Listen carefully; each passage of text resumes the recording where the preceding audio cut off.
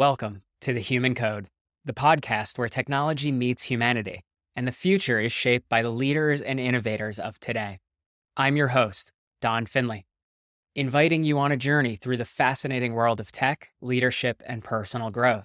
Here, we delve into the stories of visionary minds who are not only driving technological advancement, but also embodying the personal journeys and insights that inspire us all. Each episode, we explore the intersections where human ingenuity meets the cutting edge of technology, unpacking the experiences, challenges, and triumphs that define our era. So, whether you're a tech enthusiast, an inspiring entrepreneur, or simply curious about the human narratives behind the digital revolution, you're in the right place. Welcome to the Human Code. In this episode, we're excited to welcome Kent Lewis, a seasoned marketer and entrepreneur with over 30 years of experience. Kent has been instrumental in driving business growth through technology, data analytics, and innovative strategies. As a public speaker and thought leader, he has shared his insights on digital marketing, employee engagement. Today, Kent and I will share the critical relationship between employee experience and consumer experience, and how investing in a culture of caring can drive business success. How organizations can adapt to the changing workforce dynamics, including the great resignation, to attract and retain top talent. The role of AI and digital tools in enhancing business operations and staying competitive in a rapidly evolving market. Join us as we delve into these engaging topics with Kent Lewis. This episode is packed with valuable insights that will inspire you to rethink how you approach employee engagement, customer satisfaction, and the integration of technology into your business. You won't want to miss it. I'm here with Kent Lewis, and we're here to talk about what's happening with the intersection of humanity and technology. Kent has a diverse background as an agency owner and entrepreneur. But Kent, what I would love to understand is what got you here today? What's your journey, my friend? Oh, yeah. Well, first of all, thanks for having me on the show. Human Code's one of my favorite shows. And so I'll say my journey has been across 10 agencies over actually 30 years this fall. And I co-founded founded two of the agencies, and was fired from 3 of them. That means right now I'm gainfully underemployed and much happier, making much less money. But in short, I started in PR, public relations, and by 96, I jumped ship to a web development firm, a sister agency to the one I worked with when I moved here to Portland, Oregon in 95. And by 96, I was optimizing websites when I didn't have any coding experience, no official copywriting or production or producer experience. I was just a PR guy that could write reasonably well. So that's when I started optimizing for 14 search engines. None of those were Google. And so I evolved to getting recruited to different agencies, where I moved my way up till I was a co-founder of an agency in 99. After under 2 years, I parted ways. That was firing number 1 as a founding member. I had a falling out with the founder and started my own thing, Anvil Media, which I ran for on and off for a couple of years, but since 2003, on completely with full-time employees. So for 22 years, I ran Anvil Media, a digital marketing agency. In between there, I did an email marketing startup in 2002, now called Thesis. And I did a spin-off agency called Formic Media for 5 years, starting in 2008, to focus on small business while I focused on larger businesses. But the radical thing when you talk about entrepreneurship and business ownership is that when I was making the most money of my life, more than I ever thought I would ever earn or deserve, was 2010 through 2012. And that was peak earning potential in my agency, and I was miserable. And I think you had a common shared experience. In March of 2012, I was putting my son to bed and I was staring at the ceiling, and he was in the top bunk, his brother's in the lower bunk. I was like, I don't want to go to work tomorrow. I just wanted to quit, but I couldn't. It was my company. I had 14 employees I had to worry about. And so that night I wrote what became the Anvil Credo. It was a manifesto. In fact, I was inspired by Jerry Maguire's, the character, writing that 28-page manifesto. And I did that. It became 10 truths that I needed to go to work. And from there, I asked the team, you're either in or out. You're signed to these 10 truths or you're gone. And that week, half my team left, 7 people left. And within a year, they were all gone. And that sounds tragic. And 100% employee turnover 2 years in a row was not easy. And I don't advise it as a path to profit. But truly, within 5 or 6 years, I started making money again. It was great, super easy. But I instantly had a plan. I had purpose, and I was happier with 100% employee turnover with a plan to make the company better than making a lot of money on a company I had no connection with, no passion for, a team I didn't respect, clients I was frustrated with. So by 2019, 6 years later, I got to a place where I had a new team that was engaged, and the Credo wasn't even a thing. They're like, I don't even know why that's a thing, meaning the same 10 truths that got people to leave, repelled them, attracted other people that thought it was not a big deal. It was table stakes. I went from being customer-centric in my experience, client-centric for the first 13 years to the last 9 years of my business was employee-centric. It was nothing about the client and the Credo. It was all about the employee and who they were and how they performed and what they cared about, really about accountability. And to my former team's credit, a bunch of underachieving high achievers, they didn't want I changed the rules. They went from no accountability to some, and they didn't want it. And fair, okay. But I didn't want people that didn't want to be accountable. I couldn't afford it. 2019, I walked away from a deal at the 11th hour. And 3 years later, after doing the last bit of fine tuning to my team, I sold for 1.5 times more valuation than 3 years earlier. And it was because of my focus on the employee experience, keeping them engaged, retaining them. And the acquiring agency didn't retain my team as well as they retained my clients. So that was good for them. It was a ego and emotionally tough for me. But the journey that's most important to me was 14 months as a CMO of an agency that I was acquired by, and learning what it was like to be an employee after 22 years of being my own boss. And it was like the Matrix. I saw clearly what it takes to keep employees engaged. I thought I was going to be the best employee because I knew how to be an employee. And I thought I was going to rock it for that company. And neither of those turned out to be true. And without going into too much detail, I'm waiting a couple more years before I write the tell-all. But bottom line is, I realized that every entrepreneur, every business owner, every senior executive is not nailing it, with very few exceptions that I can't even name. I can name one. The head of employee engagement for Campbell Soup. I know this because I was speaking at a conference in Austin earlier this year, and I was giving this 45 people in the audience, my culture of caring presentation is about employee engagement and retention, how to generate more profitability and more growth that way. And when I went through the top 10 things that companies are least likely to be doing, buddy system, exit interviews, quarterly reviews instead of annual reviews, she was like, yep, we're doing all these. And I'm like, I'm sorry, who are you? She says, I work at a large company, 14,000 people. And afterwards, she said she worked for Campbell Soup, and that was her job. So she was nailing it, but she is 1 out of a million, probably not, maybe 1 out of 100 on a good day. But so that's been my purpose the last year, is going around and speaking to business owners and executives on why giving a shit matters. But better yet, more specifically, is why showing you appear to give a shit, because you don't have to totally care as much as the employees need to feel that you care. And you can't just say it, you have to show it. So it's really hard to not care and pretend to care. It's really easy to care, but do it the wrong way. I did not nail it. But my own agency, it took me years, almost 20 years to dial it in. And since then, I've learned I was maybe half right through all the research I've been doing and talking to business owners and what's working. So anyway, that's my journey from digital marketer, which I'm still doing some of that. I can't not do it, to employee engagement and evangelist. I'm not an HR professional. I'm just trying to evangelize people to care about their employees more and watch the returns go tenfold. And then we can talk the tail end of that. How is AI impacting that? Which it absolutely is. There's few times that on this show that I resonate with a lot of the guests and feeling that, but also our story is much similar than we even let on earlier. Yeah. The moment that you were tucking your kids in. Yeah. I also have a similar moment in which I recognize that, oh shit, the problem isn't anything else. The problem's really how I'm relating to it. And so I'm in control. I can make the changes to come about. Within a month, I had figured out that what I wanted from the business wasn't just a clear focus on, hey, profit numbers, all the logical things that lay out for the business, but it was that human connection. And can I actually serve my team? Can I be friends with my clients? And that's how it came about. I too wrote a manifesto. Nice.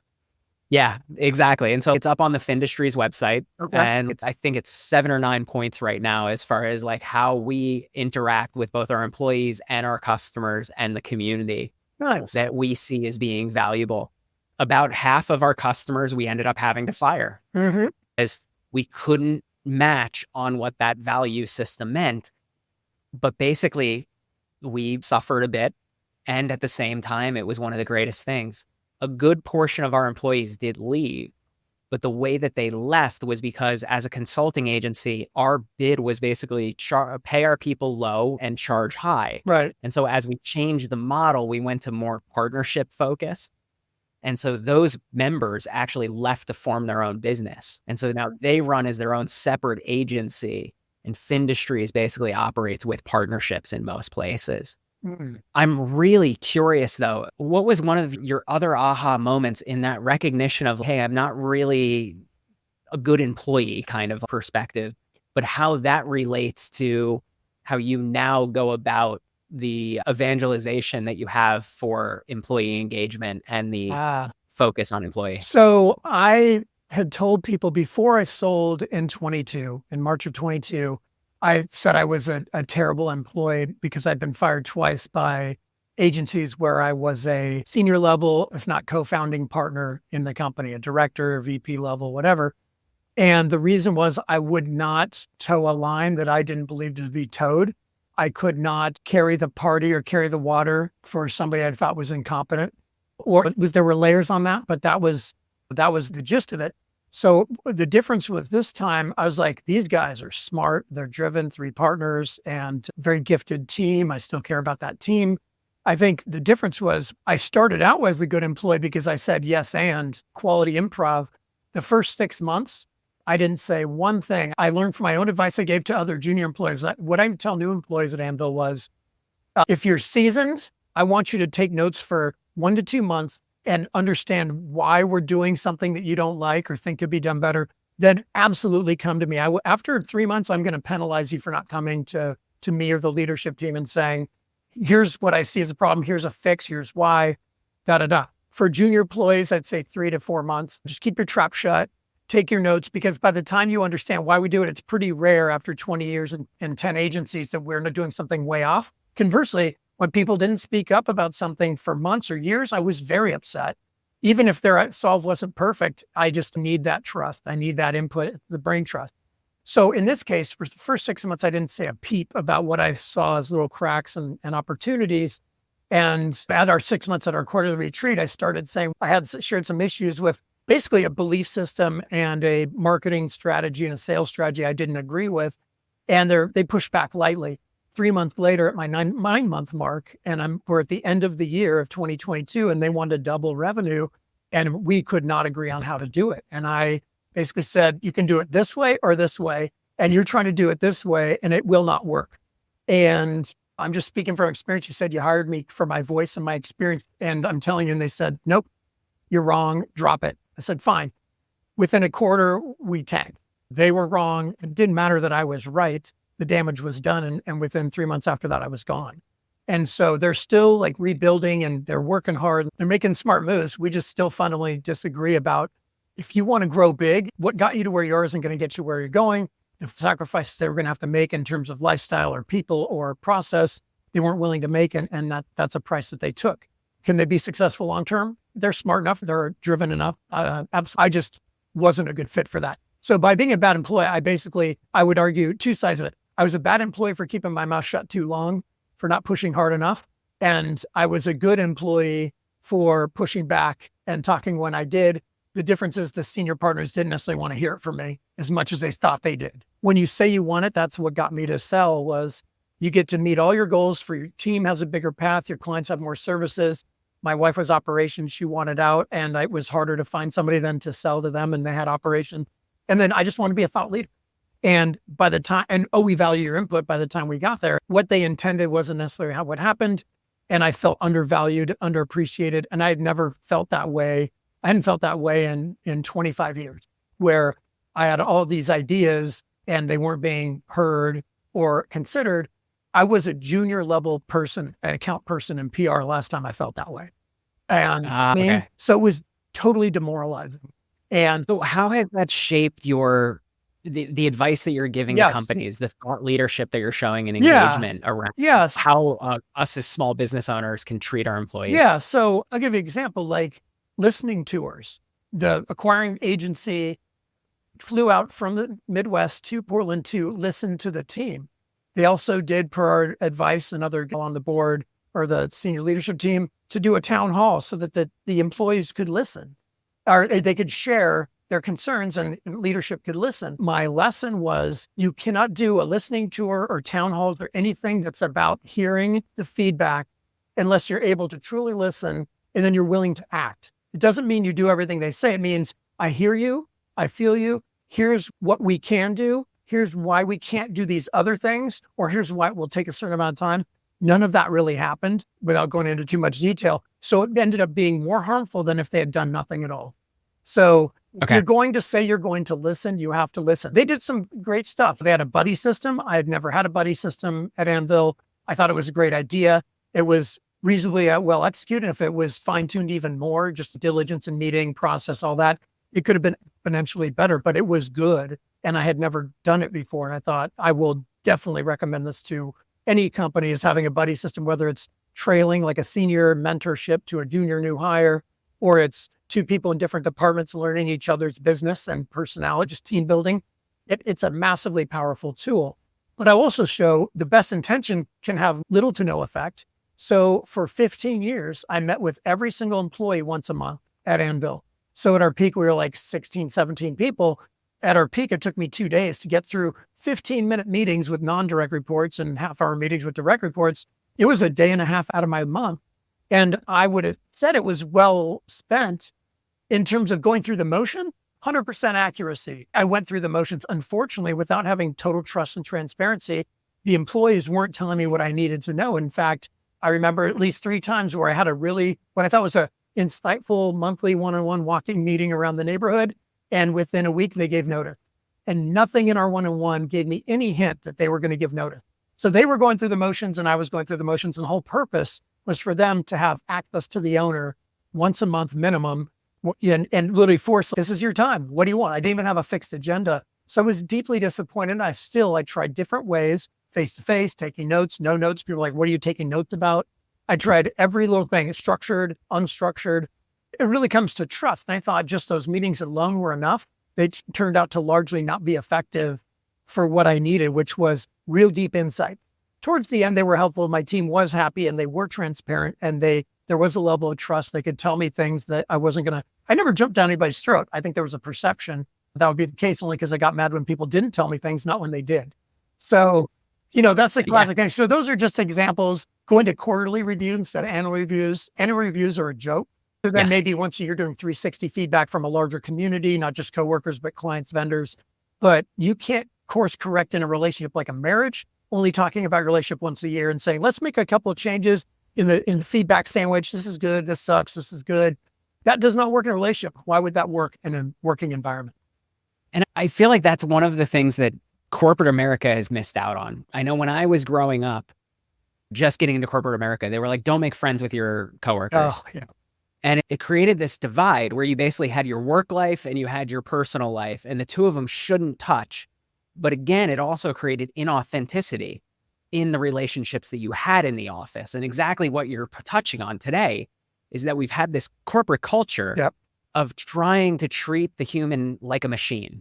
You fit a cog, you are that cog in this wheel, do the task, be exceptional at it. And if something comes up, bring it to your employer. But at the same time, we don't want to hear the whole story. Right. And you miss out on that entire human dynamic that you're talking about. Well, and that's a tightrope I learned early on, because when I first started, I was only a couple of years older than my employees. In some cases, they were older than me when I first started managing people in 97. Yeah. And what happened is we were all friends. So the high wire act is be a leader when you need to be a leader, be a friend when you need to be a friend, but you can't be both at the same time. So I went to Vegas for a party with one of our clients, and my team got me drunk on purpose. And I was just a goofball. I wasn't mean. I wasn't nothing terribly embarrassing so much as they set me up. And the plane ride home that night was terrible. But I realized then when I had to have the next day a hard conversation with them, it's like, whoa, you were just wasted yesterday. What do you say? I was like, okay, I can't do that again. Like, I wasn't intentionally getting drunk. They were giving me shots and I was like, I'm going to show them I'm tough, lead from the front. That could have been done better. But yeah, it's a high wire act of, it'd be, like you said, get to know them enough. I'm still a big fan of team building and getting to know people. But once you're like 10 years older, I think it's less of an issue. Yeah, we're friends. They expect you to be a boss. But I Yeah. thought I was building a family when I first launched Anvil. And even my number two, to her credit, said, this isn't the family you think it is. They're going to last 3 years if you're lucky. Don't get too attached. It's like being a lieutenant in Vietnam. You got to do your job and they're here to work. Now, the last point I'll make you touched on is the old structure of corporate that I took business school. I read all the antiquated books about it, but it's the structure where you're supposed to extrinsically motivate people with money and expect they'll do it right. And versus intrinsic motivation, which is we share a core purpose and we're going on a journey together. That's the biggest learning I've had. Is how do we communicate that? And I'll leave you with this. I recently took over president role of a trade organization called SEMPDX, short for Search Engine Marketers of Portland. I co-founded it, was the first president back in 2006. I took however many years off, and I now, as of this month, became president again to tighten it up and fix it, get it reinvigorated and refocused. And so I'm going to use all of these tools we just talked about that I'm learning for the culture of caring thing I'm doing. You can read about on the Googles or KentJLewis.com. But I'm taking that and applying it to a volunteer board of digital marketers who are all independently successful in their own way and trying to rally the troops to build a better organization. As an incoming guy, 2 of the board members have been on there since the day we co-founded, 18 years they've been on the board. Others I brought in, they're brand new as of this month. So I have that much of a span that I have to motivate and inspire people with somewhere between almost 30 years experience and 3 years of experience in their role. So is this it's a nonprofit board? It's a trade organization, SCMPDX. It's a trade organization, yeah, nonprofit board and volunteer board members. Correct. I take it. Yep. And I'm supposed to, we have a retreat next Friday. My job is to align, inspire, and create a more profitable, sustainable organization that creates impact for digital marketers in the greater Portland area. And I'm totally pumped to do it. But I used every tool I've tried in the past, but I've learned in the last year. So I've done one-on-one meetings with every board member, understand who they are. They've all filled out little personality form. This is one that I did at Anvil, and I found that business owners in Vistage found it really interesting. Is the first day on the job, you fill out a form, sometimes before you even start. And it's all your favorite things, favorite band, favorite movie, foods, snacks, candies, beverages. And so what happens is they forget about that day 2. And then on their anniversary or for special events, their birthday, we reference that list and give them something that means a ton to them. It may mean nothing to us. And we may spend $10 on a birthday and $20 on anniversary. It's not a lot of money, but they get, here's a 6-pack, here's a whatever, their favorite candy, a little sticker, a little mug, whatever it is that they care of. And it blows them away because they forgot they filled out this form. Like, how do you know me so well? So it really builds rapport. So I would love to share forms with you. We do an exercise called the 3 most important questions. And so it's basically, what are the things that you would like to experience?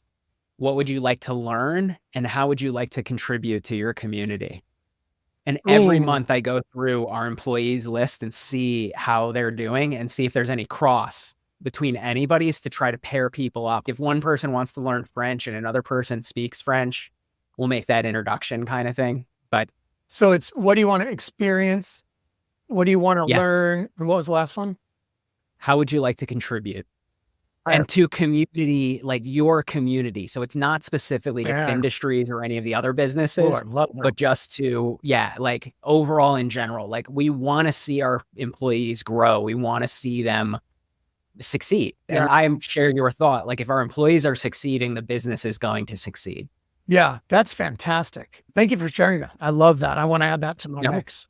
It's fantastic. Oh, I love it, man. These are the conversations that I just enjoy because like we're talking about how we can serve the world. And so what I'd love to get your insights on is, how do you see AI playing into this environment of creating these communities and this culture that we're talking about today? Yeah, AI can do a lot of things. And part of the conversation, I was talking to some agency owners yesterday. We do every other month we meet.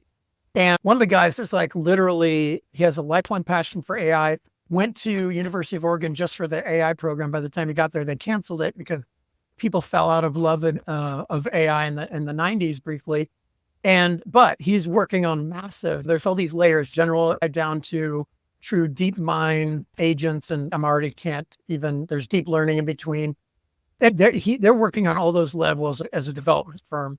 And he said, it's not the white collar, not the blue collar jobs, the low level jobs, there's a difference. Low level white collar jobs are in danger.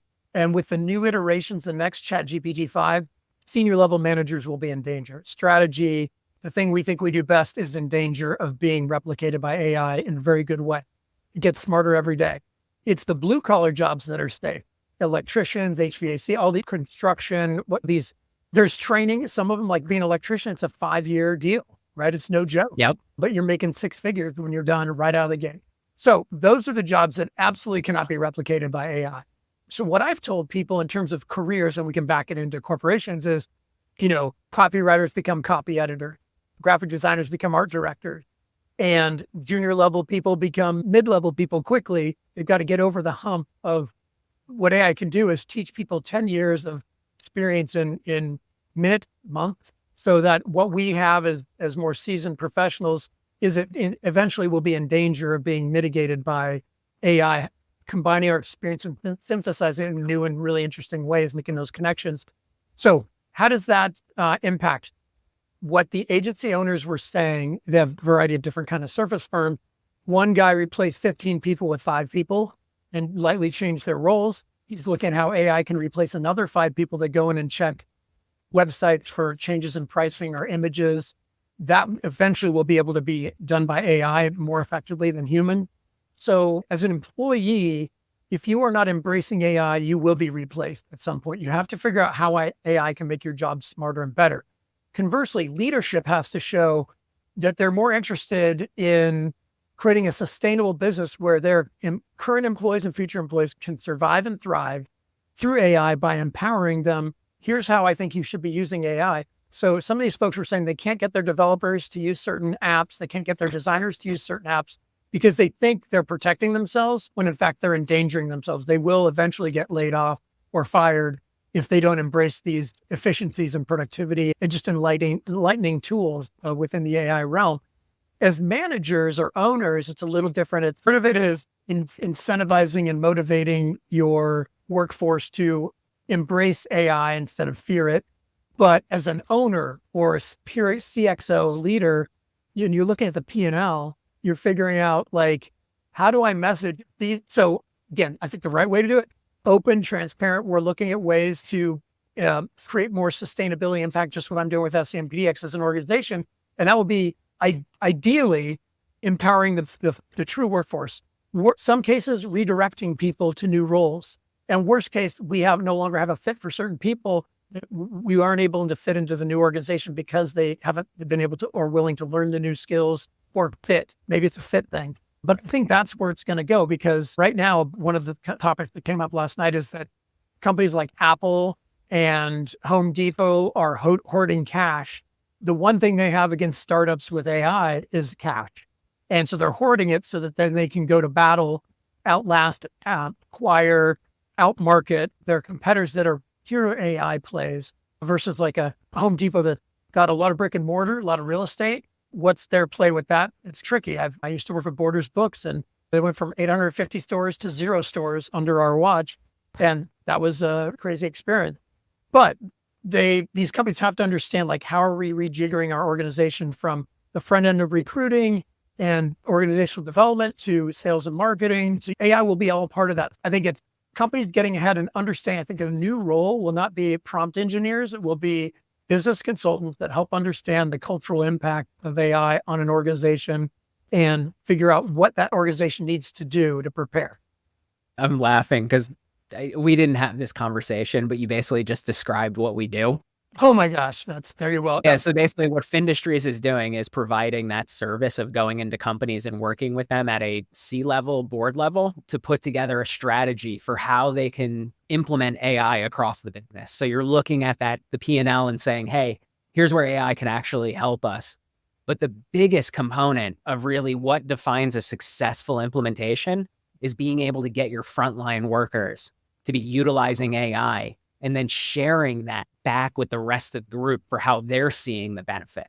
Yeah. Because just like you said, we're seeing the low-level white-collar jobs are changing into more supervisory/managerial jobs as far as the work that they're doing, because they're now able to create the product by instructing something else to do it. And so those skills of being able to manage tasks is being developed much earlier in employees than it previously had been. Right. And then additionally, at the board level, it's creating that culture of adoption instead of the fearing and also showing employees that they don't need to dig their trenches around the work that they're doing. We're promoting people as well as providing bonuses for when they find novel ways to use AI that ends up saving the company either time, money, or provides a higher quality product to it. I love the insights that you're talking about here because it is creating a culture that empowers people. How do you think that this is going to shift individuals' career paths if we're going to see the automation away of some jobs and not the trades jobs that we're talking about? Because robotics and grabbing things is one of the hardest problems apparently to solve. Yeah, I'm not quite sure how this will play out. I honestly do worry about my son will be a sophomore in college, and he was telling me if there's an AI class, take it. But you need to understand. Now, he was a relatively early adopter of ChatGPT, even found a bug that he reported to OpenAI, and they thanked him for it. So he's a little bit farther ahead than others, but I would say it's never enough. Every year for the past 20 years, I've picked a trend that I thought was coming in that coming year in November, December. I'd read up on it. I'd write about it the old-fashioned way, not using AI. And then I would speak about it. Then I'd get quoted in the press about it. And so my thought leadership cycle was read about it, research it, write about it, use that to pitch the media and to build presentations, and then cycle those all three to get to the next level. And eventually, those would, if we're lucky, become a service at our agency based on the way I write. I'd break it down. Those would literally be sections of a service, topical element. And so I did that with mobile marketing and Amazon and video marketing, all this 10 to 15 years ago. And this last time I actually retrofit it to thought leadership, not just because selfishly I was looking due to my non-compete with the sale of my agency. I can't work at another agency, but I could work for a MarTech company. So as you need a part-time thought leader, I need a part-time job. And I speak, I write, I could just add your name. It's good SEO, it's good visibility. We can generate leads. Didn't get the uptake I wanted, but in the process of forcing it as a topic to speak and write about, I sold it to SEM PDX, and I gave a presentation earlier this year. Thought leadership is the ultimate AI-resistant marketing strategy, post-AI Google strategy, which is, AI looks backwards and tries, no matter how hard you try, it's doing its best to predict the future, but it usually hallucinates a little or a lot. Thought leadership is humans assessing things. They have knowledge and can connect dots that AI yet can't, but will, and they can look forward to new and interesting ways. The easy hack, short secret from an SEO guy to everybody listening is I have a trailer dealership as a client, and it takes me a long time using AI and a bunch of other tips and tricks that are top secret to get to generate a 80% AI generated blog post that is 100% detective human based on with AI filters. It takes a lot of work. In fact, I arguably, if I knew the topic better, I could probably write it in the same amount of time it took me to AI it and revise it and tweak it. Long story short, I see that as a metaphor for what's going on in white collar world is you have to stay ahead of AI to have a niche, but you also, to stay ahead, you actually keep track. One thing I did 2 years ago, roughly a year and a half ago, when AI started really bumping with ChatGPT, I started speaking about it and writing about it. And after about 6 months of that, I gave up. I could not keep up with the fire hose of information on the new vendors, the new whatever. Yesterday was invigorating to me, knowing that there are these other agency owners trying and interesting things, you.com, make.com, using all these different tools and layers to take AI to the next level for their company and for their client. There's obviously moral, ethical, all kinds of issues with AI, but for the white collar world, it is, I need to keep up on AI enough to be dangerous, keep testing it, keep iterating it. That's how I'm going to be valuable. Here's how I see me using AI to make my job better, to make my company better. Blue collar, I'm doing HVAC, and here are a couple of things that save me time. So for instance, one of the companies built an app for appraisers, home inspection, where they can take photos of the house, and historically they had to go home and write it up. And most of them don't have great writing skills. So there was a huge variance in quality of the summaries of the inspection. So they plugged it into ChatGPT 3.5 and they would upload it, and ChatGPT would generate the report. They would edit it, and they checked all that, and they said 85% of the content GPT created was untouched, meaning good enough for the job. And it saved them hours of time, usually at night when they should be with their family. So these are examples of how it can possibly impact a blue collar worker, we'll call it, out in the field using their hands and their legs. Yeah. So anyway, I don't know if that even helped, but that's my thinking. No, that's absolutely beautiful. I think that's an exceptional example and also outrun. And Ken, I got to say, it's been an absolute pleasure having you on the show today, and really appreciate you taking the time to speak to the audience. Oh, my pleasure. This has been great. Thank you so much for the time. Thank you for tuning into The Human Code, sponsored by Findustries, where we harness AI to elevate your business. By improving operational efficiency and accelerating growth, we turn opportunities into reality. Let Findustries be your guide to AI mastery, making success inevitable. Explore how at findustries.co.